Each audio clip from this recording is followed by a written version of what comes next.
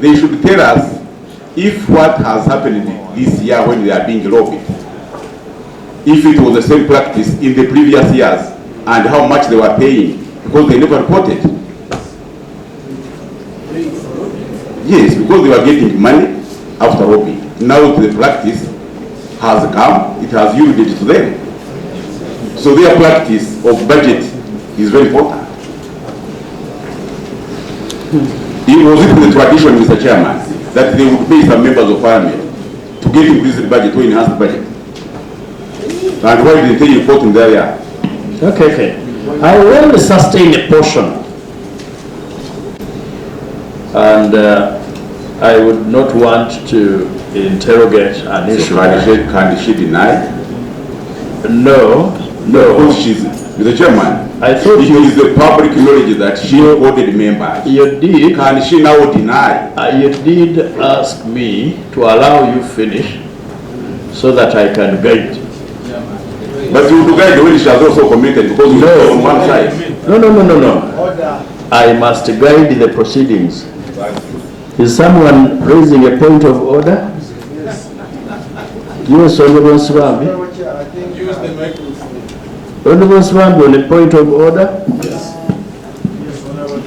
Raise matters of this committee, raise matters which are not only sub judice but are prejudicial.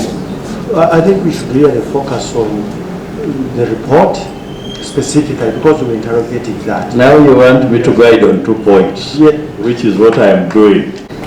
Vis-a-vis what you are raising as a recording, I think a substantive matters of evidence in a court of law. I would guide that we will not discuss them. Number 2, I would also guide that we avoid any matter that is prejudicial, because this committee will not be prejudiced or even be prejudiced with regard to issues relating to our colleagues. We want to be fair to these witnesses because the recording the Honorable Kwizera is talking about is not before this committee. We don't even know the contents. And you know, the law on electronic evidence requires that you must give me the evidence first and I verify it to be authentic before I admit it. To that extent, there anything to do with that so-called electronic recording or recording of any nature is expunged from the record of this committee. Honorable Swanyana. Thank you, colleague, Honorable Ssegona. She came and found us in a dire state of life. But when she came out of prison, to the media, she reported that we are very okay, we are just pinched. But up to now, my colleague, Honorable Ssegona, is fighting for life in Nairobi. So I go to the point of Honorable Kwizera of accountability issues which have been raised in the media, whether it is true that it is only this year that they have been lobbied or they have been lobbying them, but of course because the ones who have been lobbying them are their friends, they could not report to police as they have done in this current matter which is being handled by police. I thank you for your guidance, Mr. Chairman. I like the idea of thanking me to be able to compare your state of health with what she said, which is also not before this committee. Yeah, you see, be guided because you have asked me for guidance. And you even thanked me, meaning you trust me.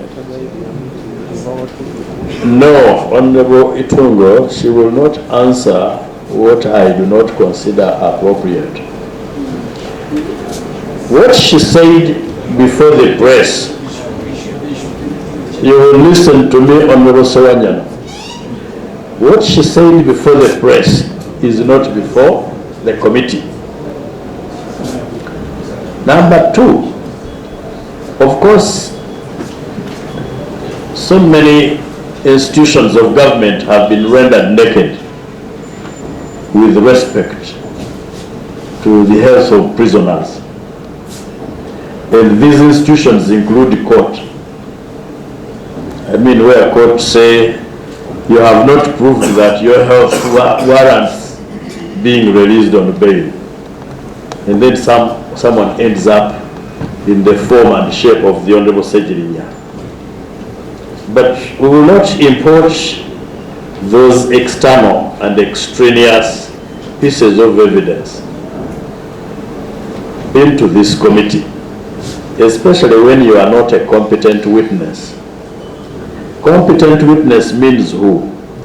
That person that has been called by this committee to give evidence. And today the competent witnesses we have, Mrs. Wangadia and her team.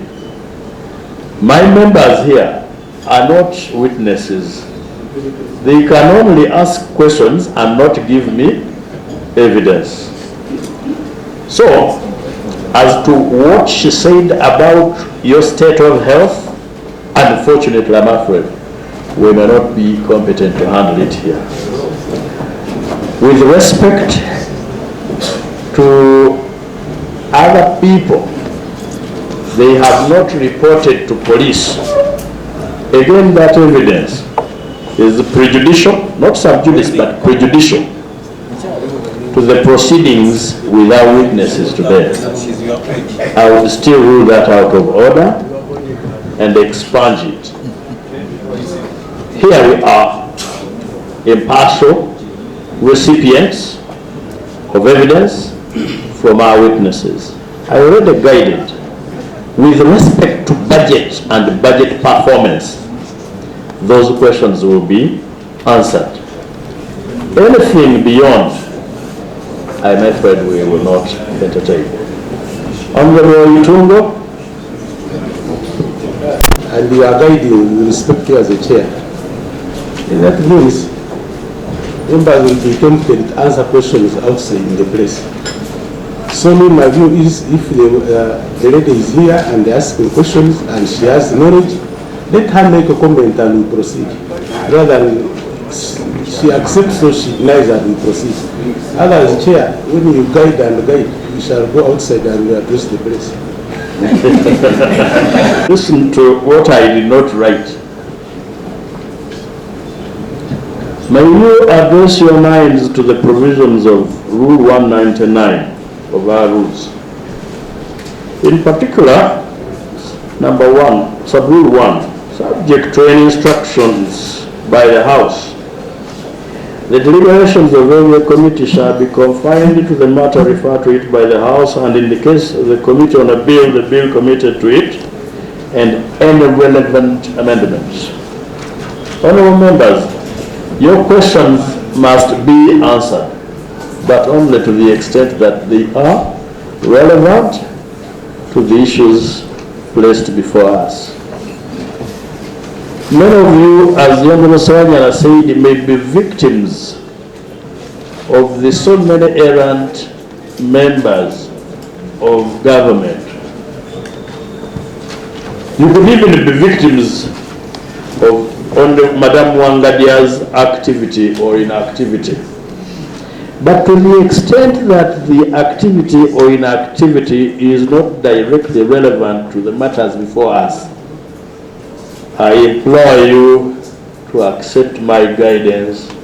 It will not be answered. Let me ask that prerogative, yes. But it is my duty to preserve the sanctity of my record. Yes. And that one I'm very unrelenting. Finally, on the issue of addressing the press, I am not one of those in this government that guard press freedom. Outside the committee, say anything subject to the law. I have no business with what you say outside the rules. Honorable, and you are delaying. But can you allow them to answer these questions, then we go to external funding because it's a substantive issue. Oh. Thank you. Now, it's a yes or no. That one, I will not protect you. question is unfair. No, it is a fair question. Mr. Chair, you've now Wait. used the character. No, the character is not brought into question. Honorable Sewanyana, turn off that microphone. Madam Chairperson, Human Rights Commission, I guide the proceedings here. Where unfair questions have been asked, I have protected you and told you not to answer. That one is a fair question because it relates to the performance and functionality of the commission. Is it true some of your commissioners come armed in the commission or not?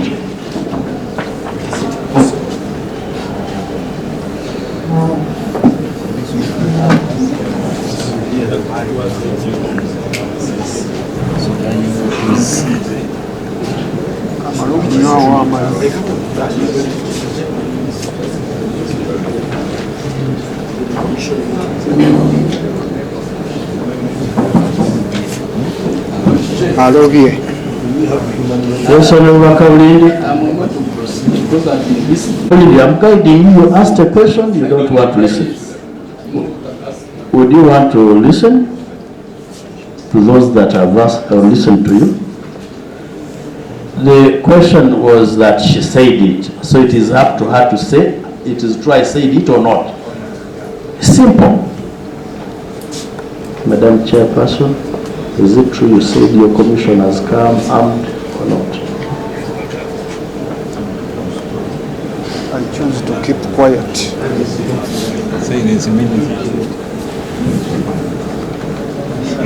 You don't need to complicate, then it's the proceedings. At a one.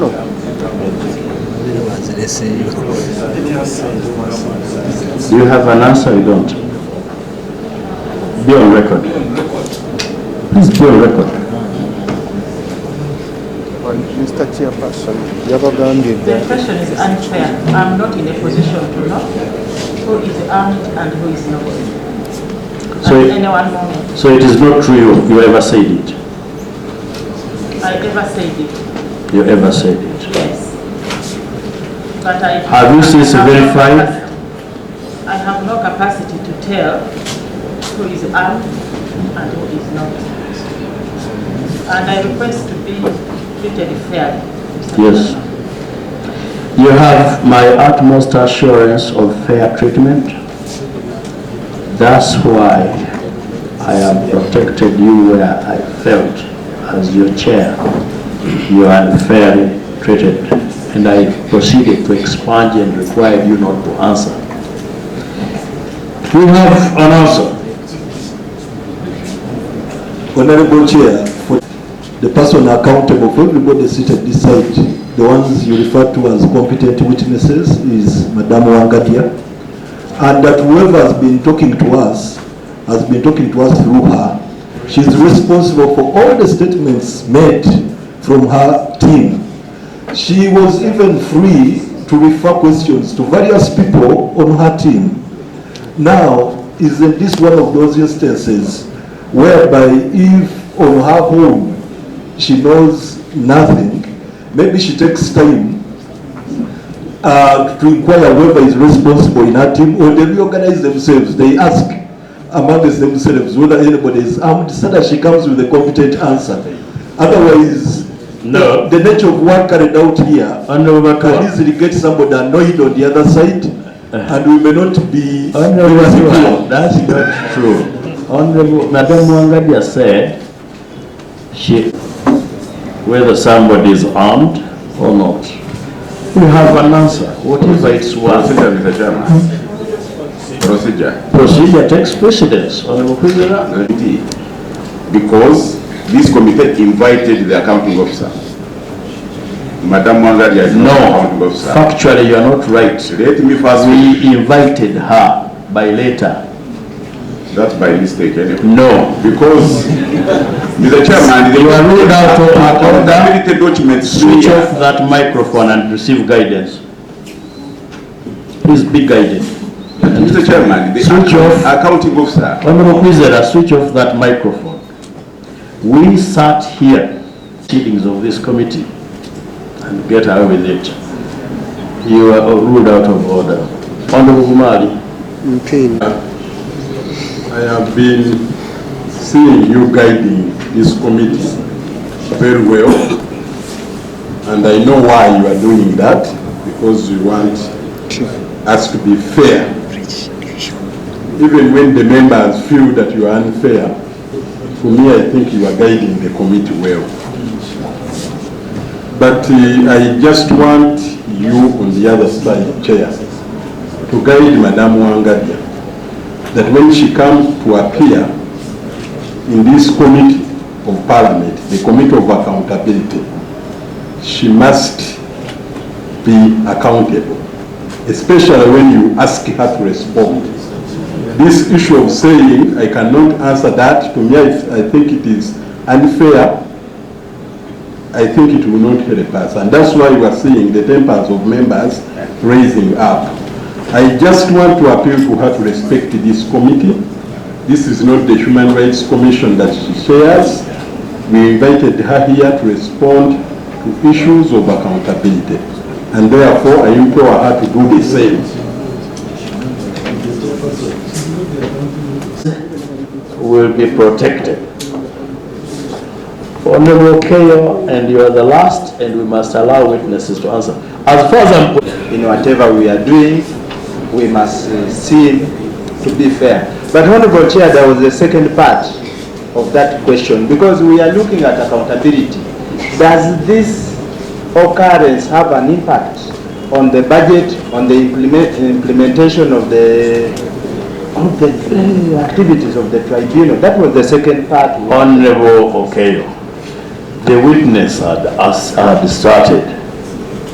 You took over the microphone. All these questions that I have guided will be answered. So question 1 has been answered that way. Sorry? Doesn't affect you. For her to answer before she has said it. Okay. She has ever said it. How is it affect the tribunal, the performance? Would you like to answer that? For the tribunal backlog are documented in my writer. Don't even forget that we have not admitted the document on record. You're a lawyer. Affected by the rules. And don't feel stampeded. I'm sure you as a judge, because you sit somewhere as a judge, you know the value of impressions. Proceed. We sometimes face challenges of forum caused by expiration of contracts of members. Procedure? Thank you, Chair, for this committee. The protection you are trying to give Madam Mwangadi is as if she is so special, different from others. As a matter of fact, Chair, I will request you to handle her like any other chairperson who has appeared, so that if she is supposed to answer, let her answer. Or the chair steps aside and we have the vice chair take over, so that we can handle her like any other person.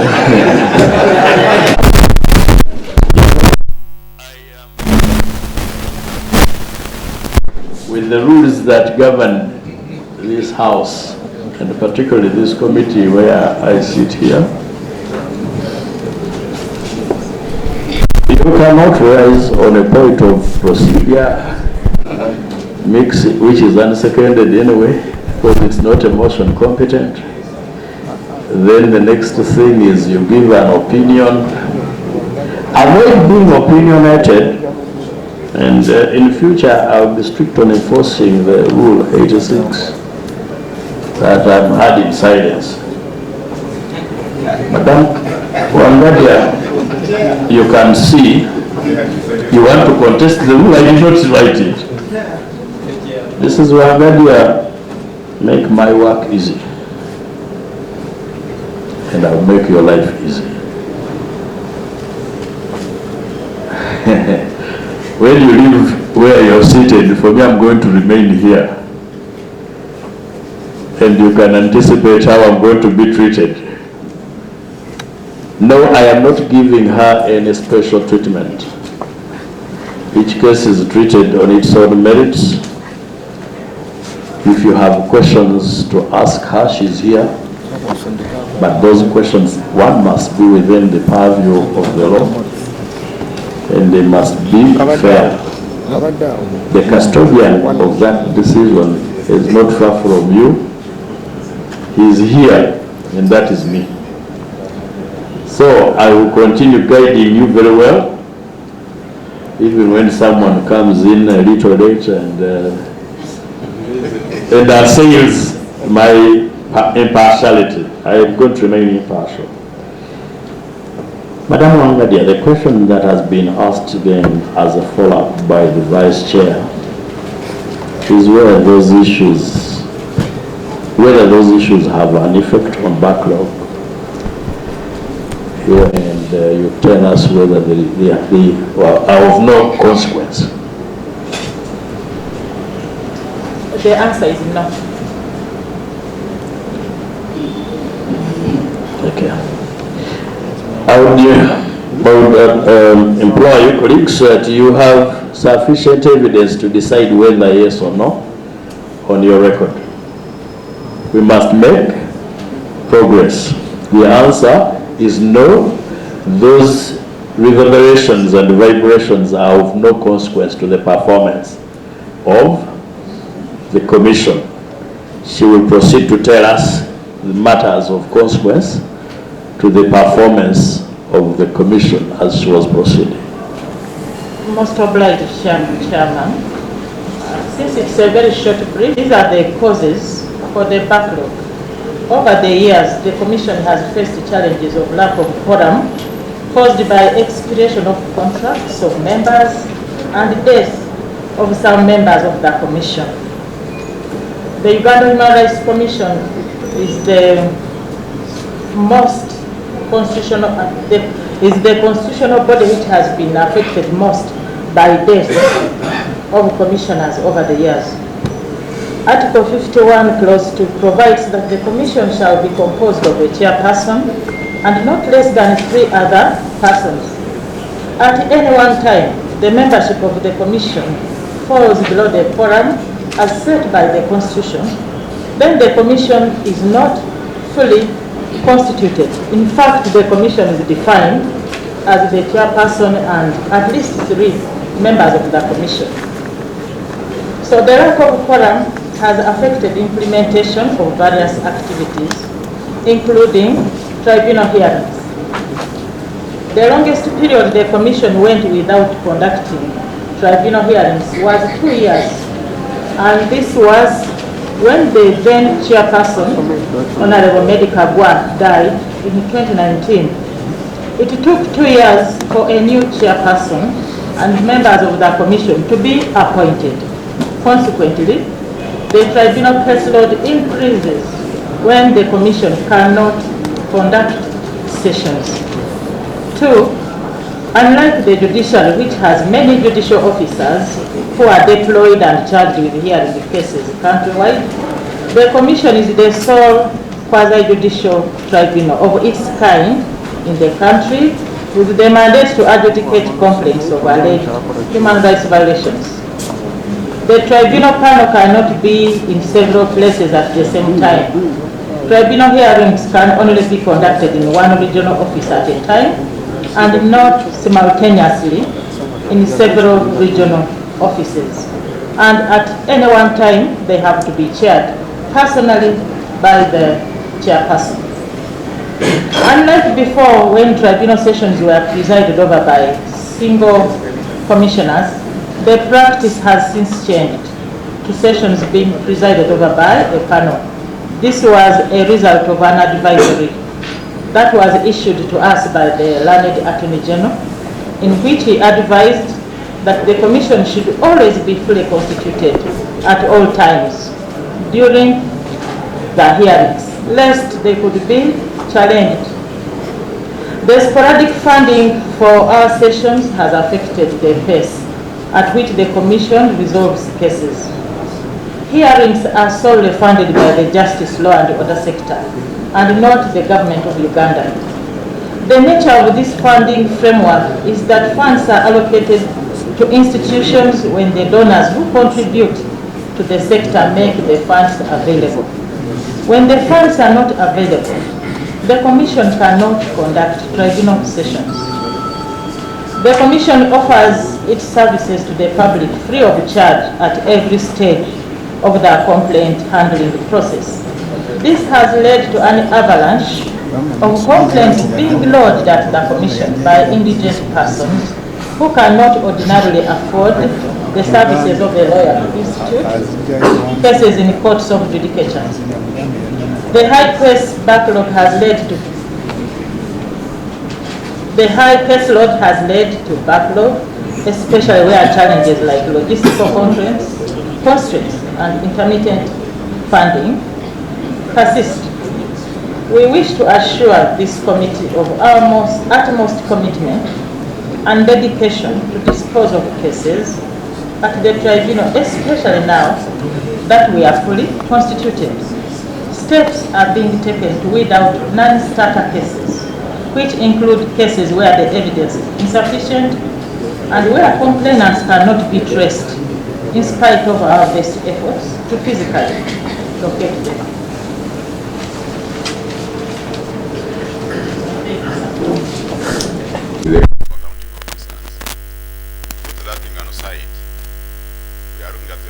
Of the Commission, who is responsible for the performance of the Commission and who failed his part for this non-performance. Because non-performance, when the budget is there, means you have saved some money. We want to see over time how much money was returned to Treasury because there was non-performance. What is your question?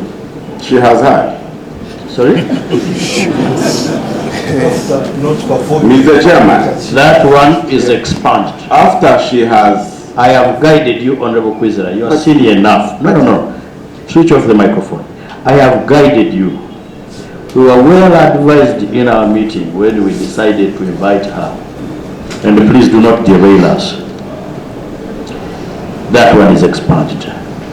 So can we proceed with the answering of the other questions, please? We are... And the Honorable Chagulanyi. And others in that generic stream that do not require your refunds. The practice, the general practice is we pay transport refunds to each and every witness or complainant who appears before the Commission, except when they don't want to take the transport refunds. And I don't know the figures which had been budgeted for the witnesses in these two cases. Maybe Ida can help me answer. Not only two cases, all cases which did not require refund and which did not take refund. Ida? Thank you, Honorable Chairperson. That retired Colonel Kizza Besigye signed for his transport refund along with his witnesses. The Honorable Robert Chagulanyi opted not to take transport refund, but in the event that the transport refund is not taken, it's usually rebanked in Bank of Uganda on the jealous account. But for those two cases, we have proof that retired Colonel Kizza Besigye signed for his transport refund. Next question, please answer. Forward. 2023. Sorry. Yes, 2023. Again, I request Ida to. Honorable Chairperson, it is my humble request that you allow us to submit this information by Friday of the age of the cases that we have in our caseload. Granted. Next question. Thank you, Honorable. How much money? We respectfully submit that we have not failed to perform. We have not non-performed, in other words. So the Mr. Chairman, I don't want to annoy you.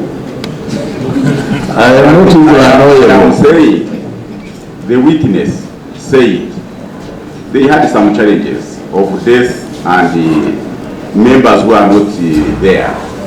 And for 2 years, they never performed. And as a result, Uganda suffered. But the budget was never reduced because you budget for performance. So during those years when they were not performing because of those challenges, how much money did they save? And taking back up treasury. Secondly, who is held accountable for their non-performance as a result of poor poor planning? That's what I'm saying. Yeah, that one is not annoying, and I can't. So can you smile? Are you happy, brother? And even those ones you had expanded, you bring them back. No. Those I expanded, they will not find their way back.